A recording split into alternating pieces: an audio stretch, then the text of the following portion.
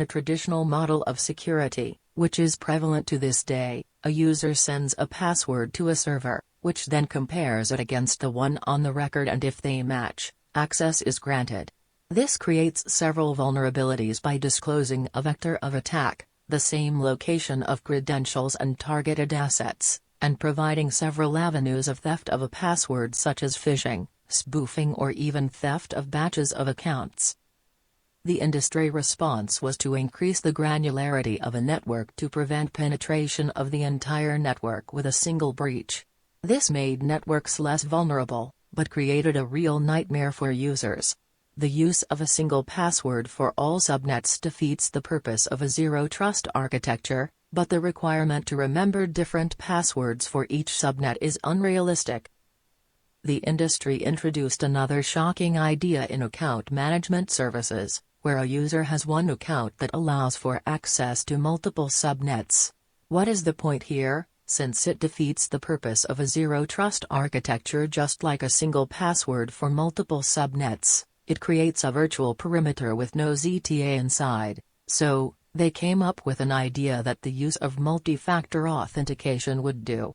Well, the lack of security in SMTP or SF7 makes not much sense with sending verification codes as plain text. In effect, all these measures make it harder for hackers to gain as much from a single attack as before, but a single user or a subnet is almost as easy to attack as before.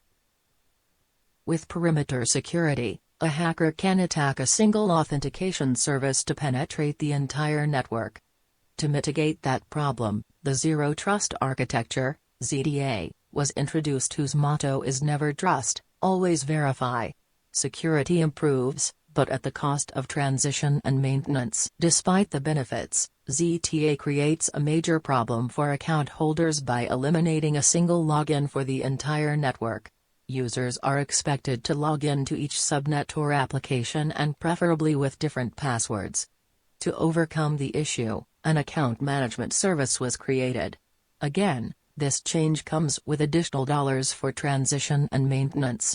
Each user has a single account, which can be used for all subnets and applications that the user is allowed to access. Conveniently for hackers, this approach creates virtual perimeters for each user, so by choosing the right group of users, a hacker can penetrate any part of a network or even the entire network. Is this the right approach?